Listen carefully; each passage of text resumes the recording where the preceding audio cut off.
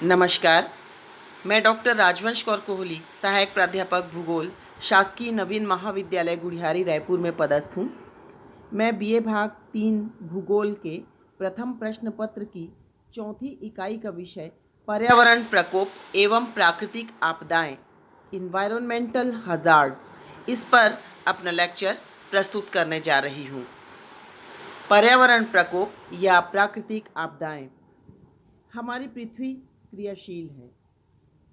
उसकी भूमि, जलमंडल, वायुमंडल एवं भूगर्भ में लगातार क्रियाशीलता होती है, जिससे वो परिवर्तित होते रहते हैं। इनकी क्रियाशीलता हमारे वायुमंडल को परिशुद्ध तो करती ही है, साथ ही साथ उसे विकसित भी करती है। कभी कभी प्राकृतिक एवं मानवीय कारणों से हमारी पृथ्वी पर आकस्मिक विनाशकारी घटनाएं घटित होती हैं, जैसे कि भूकंप, ज्वालामुखी, तूफान, बाढ़, सूखा, वनाग्नि, भूस्खलन। ऐसी घटनाएं घटित होती रहती हैं, जिनसे हमारे पर्यावरण एवं मानव तथा जीव जंतु और वनस्पतियों को भारी नुकसान उठाना पड़ता है। इसे ही पर्यावरण प्रकोप या प्राकृतिक आपदाएं कहते हैं। पर्यावरण संकटों या आपदाओं के दो रूप हमारे सामने हैं। पहला है प्राकृतिक प्रकोप, जिसके अंतर्गत भूगर्भिक और वायुमंडलीय प्रकोप शामिल है। भूगर्भिक प्रकोप में भूगर्भ की घटनाओं की वजह से भूकंप, ज्वालामुखी और भूस्खलन जैसी घटनाएं घटित होती हैं। और वायुमंडलीय प्राकृतिक प्रकोप के अंतर्गत चक्रवात, आंधी तूफान, बाढ़, सूखा, लू, शीतलहर जैसी घटनाएं घटित होती हैं। प्राकृतिक आपदाओं में मानवीय प्रकोप के अंतर्गत तीव्र मृदा अपरदन, वनों का विनाश, जिसकी वजह से मरुस्थलीकरण इत्यादि प्रकोप की स्थितियां उत्पन्न होती हैं। सबसे पहले देखते हैं भूस्खलन। भूस्खलन एक बहुत ही विनाशकारी प्राकृतिक प्रकोप है। यह क्रिया पर्वतीय क्षेत्रों में घटित होती है। अधिक मात्रा में पर्वतीय क्षेत्रों में ही घटित होती है। यह चट्टानों तथा उनके असंगठित पदार्थों के पर्वतीय ढालों की ओर नीचे खिसकने के कारण होता है, और यह प्रक्रिया गुरुत्व बल से प्रभावित होती है। इसका उदाहरण रॉकी पर्वत के पास नॉर्वे एवं स्विट्जरलैंड तथा भारत में जम्मू कश्मीर, हिमाचल प्रदेश, उत्तरांचल एवं उत्तर पूर्वी राज्यों में भूस्खलन जैसी विनाशकारी घटनाएं सदैव घटित होती ही रहती हैं। दूसरा है ज्वालामुखी। ज्वालामुखी के उद्गार से हमारे भूपृष्ठ का जो कमजोर हिस्सा होता है वह फूट जाता है, या तो उसमें दरार पड़ जाती है, और उस फूटे हुए भाग से या दरार के भाग से भूगर्भ का गर्म तप्त लावा विस्फोटित होकर के बाहर निकलता है, और उस लावे के साथ राख, ज्वालामुखी बम, कार्बन डाइऑक्साइड गैसें, वाष्प, गंधक, विषैले पदार्थ, क्लोरीन, फ्लोरीन जैसी गैसी तत्व बाहर निकलते हैं। गैसों से वन और मानव बस्तियां नष्ट हो जाती हैं। वायुमंडल को भारी क्षति पहुंचती है। इसका उदाहरण 1902 में पश्चिमी द्वीप समूह में माउंट पीली ज्वालामुखी के विस्फोट से सेंट पियरे नगर लावा से ढक गया था। 30,000 की आबादी वाले इस शहर में मात्र 2 व्यक्ति जीवित थे। इटली का विसुवियस ज्वालामुखी तथा Mexico, Japan, Philippine, Andaman Nicobar जैसे स्थानों में ज्वालामुखी के प्रकोप का प्रभाव देखने को मिलता है। इस चित्र में ज्वालामुखी दिखाया गया है। इस प्रकार से उसका विस्फोट होता है और भूगर्भ के गर्म तप्त लावा अग्नि के रूप में किस प्रकार बाहर निकल रहा है, इस चित्र से स्पष्ट होता है। तीसरा है भूकंप।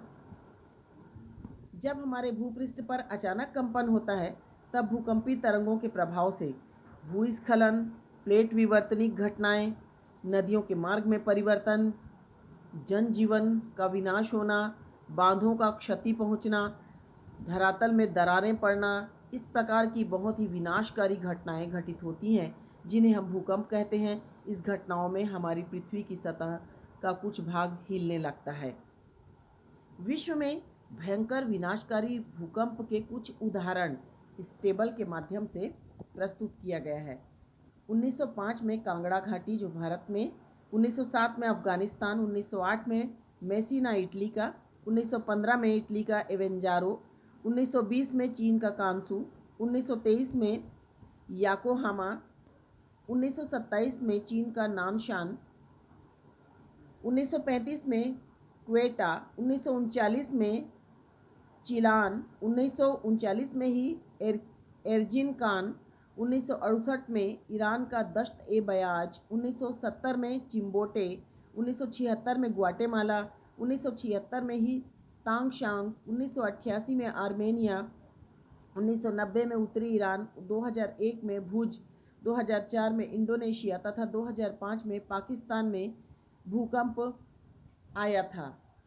ये सभी भूकंप टेबल से स्पष्ट हो रहा है कि रिक्टर स्केल पर 7.3 से 8.6 की तीव्रता के मध्य पाए गए थे और 1905 से 2005 के बीच इन भूकंपीय उदाहरणों की घटनाएं इसमें प्रस्तुत की गई हैं, जिसमें 12,000 से लेकर 8 लाख तक लोगों की जानें चली गई थी। अगला है सुनामी। महासागरों के नितलों पर जब भूकंप, ज्वालामुखी और भूस्खलन जैसी घटनाएं घटित होती हैं तो इनसे सागरों और महासागरों में बहुत ही तीव्र, प्रबल, विनाशकारी लहरें उठती हैं जो महाद्वीपों के तटवर्ती भागों में अंदर तक प्रवेश कर जाती हैं, जिसकी वजह से वहां पर भारी धन जन की हानि होती है। ऐसी ही तीव्र, प्रबल समुद्री लहरों को सुनामी कहा जाता है। इसके कुछ उदाहरण हैं। 1819 में भारत के कच्छ की खाड़ी में सुनामी आया था। 1755 में पुर्तगाल में 12 मीटर ऊंची सुनामी की लहरें आई थी। 1833 में जावा, सुमात्रा में क्राकाटोआ ज्वालामुखी विस्फोट से सुनामी आई थी।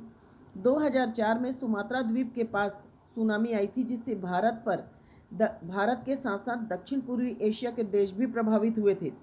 अफ्रीका के तट में भी इस सुनामी का प्रभाव बड़े ही विनाशकारी रूप में पड़ा था। अगला है बाढ़। प्राकृतिक आपदा का यह भी बहुत भयंकर रूप है। जब नदी का जल ग्रहण क्षेत्र से अधिक हो जाता है, नदी के जल ग्रहण क्षेत्र से बाहर आ जाता है, तो वर्षा का जल खेतों, मैदानों, सड़कों, बस्तियों में पहुंच जाता है और ऐसी स्थिति को हम बाढ़ कहते हैं। बाढ़ से वनों का विनाश, बांधों का कमजोर होकर टूट जाना, भूस्खलन, बस्तियों का डूब जाना आदि भारी नुकसान होता है। इसका उदाहरण है संयुक्त राज्य अमेरिका में मिसिसिपी और मिसौरी नदियां, ये भयंकर बाढ़ों के लिए जानी जाती हैं। Colorado, Columbia, Tennessee, Potomac, Ohio आदि नदियों में भी भयंकर बाढ़ आती है। 1887 में चीन की ख्वांगहो नदी में आई भयंकर बाढ़ से 10 लाख लोगों की मृत्यु हो गई थी। भारत के उत्तरी मैदान, पूर्वांचल भारत, ये तो बाढ़ग्रस्त क्षेत्र है ही। उत्तर प्रदेश, बिहार, बंगाल, असम, आंध्र प्रदेश मुख्य राज्य हैं जो बाढ़ग्रस्त हैं। बाढ़ लाने वाली मुख्य नदियां जो भारत में हैं वे हैं गंगा, यमुना, कोसी, दामोदर, ब्रह्मपुत्र मुख्य नदियां हैं। महानदी, गोदावरी, कावेरी और कृष्णा नदियों में चक्रवात की वजह से उनके डेल्टाई क्षेत्रों में बाढ़ आती है। बाढ़ नियंत्रण के उपाय। नदियों के ऊपरी जलग्रहण क्षेत्रों में अपरदन का नियंत्रण करना, उचित स्थानों पर जलाशयों व बांधों को बनाना, जलधाराओं के अतिवाह पर नियंत्रण करना, अतिरिक्त जल का अन्य धाराओं में वितरण करना, बाढ़ग्रस्त क्षेत्रों में सुरक्षित स्थान बनाना, बाढ़ नियंत्रण संगठन के द्वारा चेतावनी और भविष्यवाणी देते रहना बहुत आवश्यक है। अगला है सूखा एवं अकाल। जब किसी भी प्रदेश पर निश्चित समय पर वर्षा ना हो या फिर हो तो इतनी कम हो कि उसका कोई भी फायदा ना मिल पाए, ऐसी स्थिति सूखा या अकाल की स्थिति कहलाती है। सामान्य रूप से होने वाली जो वर्षा होती है, यदि उसका 25 से 50% कम वर्षा हो तो हम उसे सूखे की स्थिति मानते हैं। भारतीय मौसम विभाग के अनुसार सामान्य रूप से 75% से कम वर्षा होती है, अर्थात वर्षा के होने वाली औसत मात्रा से अगर 75% कम वर्षा होती है तो हम उसे सूखे की स्थिति मान लेते हैं। सूखे का प्रभाव: पेड़ पौधों और वनों का सूख जाना, पक्षियों और जीव जंतुओं का कमज़ोर होकर मर जाना, खेतों में अनाज व सब्जी का जल की कमी के कारण उत्पादन ना होना या सूख जाना, विभिन्न बीमारियों का फैलना, ये सूखा की स्थितियां हैं, प्रभाव हैं। सूखाग्रस्त क्षेत्र के कुछ उदाहरण हैं।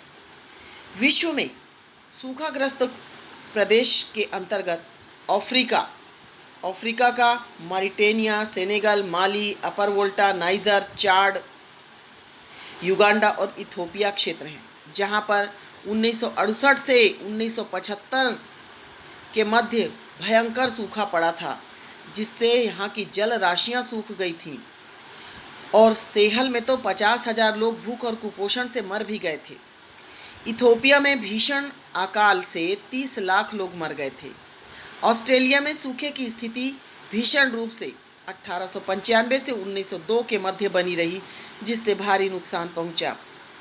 भारत देश में सूखाग्रस्त 3 प्रमुख क्षेत्र हैं। पहला है मरुस्थलीय एवं अर्ध मरुस्थलीय क्षेत्र, जो त्रिभुजाकार रूप में 6 लाख वर्ग किलोमीटर के क्षेत्र में अहमदाबाद से कानपुर, जलंधर एवं यहाँ से कच्छ की खाड़ी तक फैला हुआ है। इसमें दक्षिणी पश्चिमी पंजाब, हरियाणा, दक्षिण पश्चिमी उत्तर प्रदेश, उत्तर पश्चिमी मध्य प्रदेश शामिल है।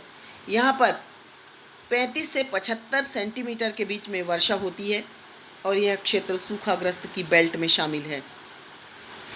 द्वितीय सूखाग्रस्त क्षेत्र है भारत का, जो कि 3.7 लाख वर्ग किलोमीटर में फैला हुआ है। यह आयताकार स्वरूप में पश्चिमी घाट के वृष्टि छाया क्षेत्र का प्रदेश है, जिसमें दक्षिण पश्चिम में आंध्र प्रदेश, दक्षिण पश्चिमी महाराष्ट्र एवं पूर्वी कर्नाटक शामिल है और यहाँ की औसत वर्षा 75 सेंटीमीटर होती है। भारत का तृतीय सूखाग्रस्त क्षेत्र है, जो 1 लाख वर्ग किलोमीटर क्षेत्र में विस्तृत है। इस क्षेत्र के अंतर्गत तमिलनाडु का तिरुनेलवेली, कोयम्बटूर जिला, झारखंड का पलामू, पश्चिमी बंगाल का पुरुलिया एवं उड़ीसा का कालाहांडी क्षेत्र शामिल है। भारत में 1899 और 1917 में भयंकर अकाल पड़ा था, जिससे लाखों लोगों की जान चली गई थी। सूखा से निपटने के उपाय: सबसे पहला उपाय है वृक्षारोपण।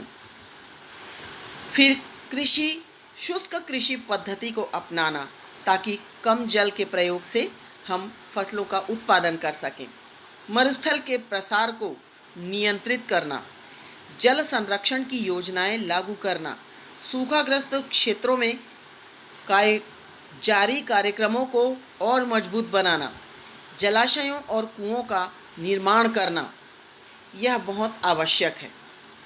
उष्णकटिबंधीय तूफान प्राकृतिक प्रकोप का यह बहुत ही प्रचंड रूप है, जब वायुमंडल की दशाएं अचानक बदल जाती हैं, जैसे कि विद्युत का चमकना, वायु का अति तेजी से चलना, तूफान आना, ओलावृष्टि, टॉर्नेडो, चक्रवात का आना, यह सब पर्यावरण के प्रकोप का एक बहुत प्रचंड उदाहरण है। इसके साथ ही साथ मेघों में विस्फोट, बादलों का गरजना भी शामिल है। इस समय हवाएं 112 किलोमीटर प्रति घंटे की रफ्तार से दौड़ती हैं। बिजली के गिरने से वनों और इमारतों में आग लग जाती है। ओलावृष्टि से फसलों एवं बस्तियों को अपार क्षति होती है। इसके उदाहरण हैं जैसे टॉर्नेडो। यह एक बहुत ही तीव्र चक्रवात है जो 400 किलोमीटर प्रति घंटे की रफ्तार से दौड़ता है। यह प्रतिवर्ष संयुक्त राज्य अमेरिका में आता है। दूसरा है हरिकेन। यह कैरेबियन सागर के पास आता है। तीसरा है टाइफून, जो उत्तरी प्रशांत महासागर के पास आता है। विलीज, यह ऑस्ट्रेलिया में आता है। ये तूफान 8 से 15 डिग्री उत्तरी एवं दक्षिणी अक्षांशों के मध्य उत्पन्न होते हैं और इनसे भारी वर्षा होती है। पर्यावरण पर मानवीय जीवन और वनों के विनाश के रूप में इनका प्रभाव हमें दिखाई देता है। भारत में भी ऐसे ही चक्रवातों के कुछ उदाहरण हैं। 1882 में बांग्लादेश में चक्रवात आया जिसमें 40,000 की मौत हुई थी। 1876 में 1897 में 1.75 लाख लोगों की मृत्यु हुई। 1970 में 3 लाख लोगों की मृत्यु हुई। 1991 में 5 लाख लोगों की जान चली गई। आंध्र प्रदेश में 1977 में चक्रवात आया था जिससे 35,000 लोगों की मौत हुई थी। 1990 में 3 लाख लोग ऐसे ही चक्रवात से बेघर हो गए थे और 90,000 तो पशुओं की ही मृत्यु हो गई थी। ओडिशा में 1999 में आए चक्रवात से 10,000 लोगों की मृत्यु हो गई थी। इस प्रकार चक्रवात विनाशकारी स्वरूप अपने कहर से हजारों लाखों लोगों को मृत्यु के घाट में पहुंचा देता है।